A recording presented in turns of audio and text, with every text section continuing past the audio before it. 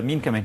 ناخد بقى ابراهيم سعيد طبعا، يعني الكبير بقى بتاعهم، يعني اللي صاحب المشاكل الكبيره جدا. ابراهيم برضو ما عادش فريق ما عملش فيه مشاكل، سواء في الاهلي او في الاحتراف او في اي نادي ما حدش انتقل له. يقدر ينسى ايفرتون مثلا مع ديفيد بالظبط. مويس اللي هو دلوقتي ما هيدرب كملش مانشستر برضه يونايتد، هناك فيعني كام شهر ورجع على طول.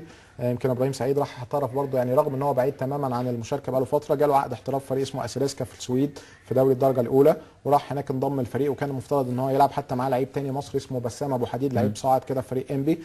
لكن المفاجاه بقى او المفارقه الطريفه ان ابراهيم سعيد ترك فريقه عشان ارتبط بتصوير مسلسل رمضاني هيتعرض في رمضان، فساب الكوره وساب فريقه في السويد عشان يرجع يصور مسلسل هنا يعني انا تلفزيوني. هو الناس مش شايفه رد فعل كابتن تامر، بس انا شفته. فدي رايك طبعا ايه في بقيت اقول بقى رد فعل، مش هقدر اعمله تاني بقى، مش هعمل رد الفعل لا اللي يعني انا انت عملته. سمعت الخبر ان هو ساب الفريق بتاعه عشان عشان يجي يعمل يصور. مسلسل. اه يعني كابتن تامر يعني اتخض ان هو ده ممكن يحصل ممكن مع بالنسبه ابراهيم سعيد. بالنسبه يعني ما هو كله بيندرج تحت بند العقليه الاحترافيه. واللي احنا شفناه على مدار لعيبتنا تاريخه يعني. لعيبتنا كلها على فكره، يعني لعيبتنا كلها ما تربيتش على الاحتراف.